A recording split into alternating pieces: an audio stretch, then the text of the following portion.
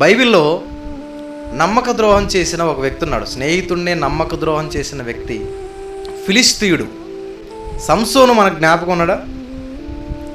సంసోను అంటే ఎవడురా?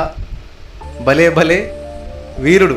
ఆ వీరుడు అంత బలమైన వాడు, అంత వీరుడు. ఆ వీరుణ్ణే మోసం చేసిన వాడు ఫిలిష్తీయుడు, స్నేహితుడంట. సంసోను గారు ఫిలిష్తీ పట్టణానికి వెళ్ళినప్పుడు తన భార్యతో వివాహ సమయంలో ఆయన ఒక పొడుపు కథ అడగటం, వారు చెప్పకపోతే లేకపోతే చెబితే ఏం బహుమానాలు ఇస్తాం, చెప్పకపోతే నాకేమి ఇవ్వాలి అని ఒక కండిషన్తో చక్కగా పొడుపు కథలు అడిగాడు. అయితే వాళ్ళు దాన్ని తెలుసుకోవడానికి వాళ్ళకి అర్థం కాక తన భార్యనే బెదిరించి సమాధానం తెలుసుకున్నారు. అప్పుడు సంసోను గారికి కోపం వచ్చింది, నా భార్య నన్ను మోసం చేసింది అని బాధపడి ఆ ఫంక్షన్లో నుంచి వెళ్ళిపోయాడు. అప్పుడు ఫంక్షన్ జరుగుతుంది కదా, వివాహమైన సందర్భంగా ఫంక్షన్ జరుగుతుంది. ఆ ఫంక్షన్లోనే ఇవన్నీ జరిగాయి. ఆ ఫంక్షన్ నుంచి వెళ్ళిపోయాడు కోపంగా. వెళ్ళిపోయి కొంతకాలం తర్వాత మళ్ళీ వచ్చి ఒక మేకను పట్టుకొని వచ్చి చక్కగా ఈరోజు మా మామగారింట్లో మా ఆవిడతో ఫుల్ బిర్యానీ తినాలి హ్యాపీగా. ఆ రోజు అనవసరంగా నేను వెళ్ళిపోయాను, ఎంత బాధపడుతూ ఉంటుందో మా ఆవిడ, ఎంత ఏడుస్తూ ఉంటుందో అని చక్కగా ఒక మేకను మెల్ల వేసుకొని వస్తున్నాడు. వచ్చేసరికి డోర్ క్లోజ్ చేసింది. కొట్టాడు, పిలిచాడు, ఎవరు రాట్లా. అరిచాడు, రాట్లా. సడన్గా వాళ్ళ మామ, సంసోను మామ ఉన్నాడు కదా, మామ ఉరికొచ్చి, సంసోను నువ్వెందుకు వచ్చావు అన్నాడు. ఎందుకు రావటం ఏంటి? మావిని తీసుకెళ్ళడానికి వచ్చాను అన్నప్పుడు వాడు అన్న మాట ఏంటంటే, వాళ్ళ మామ చెప్పిన సమాధానం ఏంటంటే, నువ్వు కోపంగా వెళ్ళిపోయావు కదా, నువ్వు మళ్ళీ తిరిగి రావేమో అని నీ భార్యను నీ స్నేహితుడికిచ్చి పెళ్లి చేశాను అన్నాడు. ఎలా ఉంది? కోపంగా వెళ్ళిన నువ్వు తిరిగి రావేమో అని నీ స్నేహితుడికిచ్చే నీ భార్యను పెళ్లి చేశాను. వీడు చేసిందే తప్పు. వెళ్ళిపోయినోడు తిరిగి రాడు అని నువ్వెలా అనుకుంటావు? అడిగావా? ఒక మాట ఏమైనా అడిగావా? అడగలేదు. ఓకే, వీడు బుద్ధి తక్కువడు అనుకుందాం.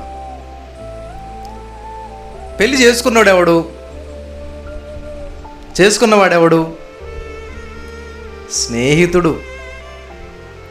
స్నేహితుడు పెళ్లి చేసుకున్నాడంట.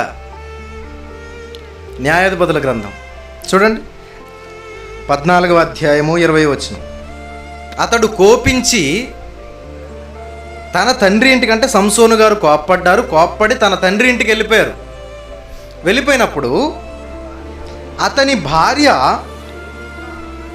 అతడు అంటే సంసోను స్నేహితుడిగా భావించుకొనిన అతని చెలికానికి ఇయ్యబడెను. సంసోను స్నేహితుడిగా భావించాడంట, ఒకడిని ఫ్రెండ్గా అనుకున్నాడంట. చెలికాడు అని రాశాడు. వాడికిచ్చి సంసోను భార్యను పెళ్లి చేశారు. ఆలోచించండి, స్నేహం ఎలా ఉంది? స్నేహంలో అలా చేయొచ్చా? నమ్మక ద్రోహం కాదు అది. ఆలోచించండి, స్నేహితుని భార్యను పెళ్లి చేసుకోవటం ఏంటి అంటే, ఈ స్నేహితుడు అనేవాడికి ఆల్రెడీ సంసోను భార్య పైన కన్ను ఉంది, అంతే కదా. సంసోను వెళ్ళిపోయాడు, మరి నా కూతురు పరిస్థితి ఏంటంటే వీడు అమ్మటే వచ్చి ఉంటాడు. నేనున్నా కదా. ఇక మొత్తానికి మనం ఆలోచిస్తే అసలు ఐడియా ఇచ్చింది కూడా ఆడే అయి ఉంటాడు. సంసోను వెళ్ళిపోయాడు. సంసోను గురించి మీకు తెలుసు కదా, ఎంత బలవంతుడో ఎంత మూర్ఖుడో. వెళ్ళిపోయాడంటే మళ్ళీ రాడు. నీ కూతురు భవిష్యత్తు ఏంటి? నీ కూతురు అలాగే ఉంటుందా? ఎవరు పెళ్లి చేసుకుంటారు? హోనా, నేనున్నాగా, నేను చేసుకుంటాను. స్నేహితుని భార్య పైనే కన్నేసినవాడు. చూడండి, నమ్మక ద్రోహం. అలాంటి వారు లేరా ఈ కాలంలో? లేరా? మొత్తం అలాంటి వాళ్ళే, అందరూ అలాంటి వాళ్ళే. చూడు, ప్రతి ఒక్కడు చెడ్డ ఆలోచనలు, స్నేహితుడు ఎలా ఉండకూడదో అలా ఉంటున్నారు. స్నేహితుడు ఇంతకుముందు న్యూస్ ఎక్కడ, స్నేహితుడు ఒక ఆవిడని ప్రేమించాడంట, ప్రేమించి వాళ్ళు బాగానే ఉన్నారంట. అయితే కొంతకాలం నుంచి వీడి స్నేహితుడు, వీడి ఫ్రెండ్ ఎవడైతే ఉన్నాడో వాడితో ఆ అమ్మాయి చాలా క్లోజ్గా ఉంటుందంట. తర్వాత జరిగిన విషయం ఏంటంటే, ఈ ఫ్రెండ్స్ అందరూ ఒకరోజు పార్టీ పెట్టి అందరూ వచ్చిన తర్వాత ఈ లవర్ ఎవడైతే ఉన్నాడో వాణ్ణి చంపేసి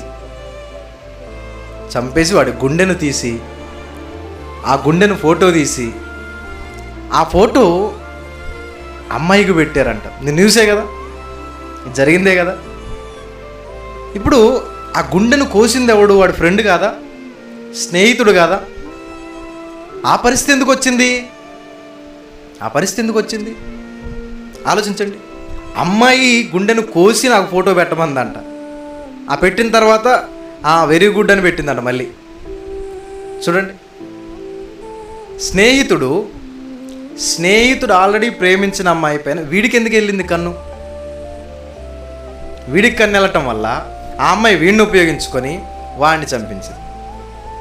మన మధ్యలో వాడే కదా అడ్డు, ఆ నేసేద్దాం, చంపించింది. అంటే వినడానికి ఎంత దారుణంగా ఉన్నాయంటే అసలు ఇది స్నేహమా ఏంటిది అన్న అనుమానం కలుగుతుంది. ఇలాంటివి చూస్తుంటే వీళ్ళే గుర్తొస్తారు. సంసోను అంత బలవంతుడు, అంత తెలివైనడు, వీరుడు, ఆయన్నే మోసం చేశాడు ఒక స్నేహితుడు. తన భార్య పైనే కన్నేసి సంసోనును దూరం చేసి వాడు పెళ్లి చేసుకున్నాడు. నమ్మక ద్రోహం. అందుకనే ముఖ్య స్నేహితుణ్ణి నమ్మవద్దు అన్నాడు. ముఖ్య స్నేహితుణ్ణి నమ్మొద్దు. ఎప్పుడు నీ ఇంట్లోనే ఉంటాడు, ఎప్పుడు నీతోనే ఉంటాడు అనుకుంటున్నావా? నీ ఆలోచనలు ఉన్నట్టే వాడి ఉంటాయి అనుకుంటున్నావా?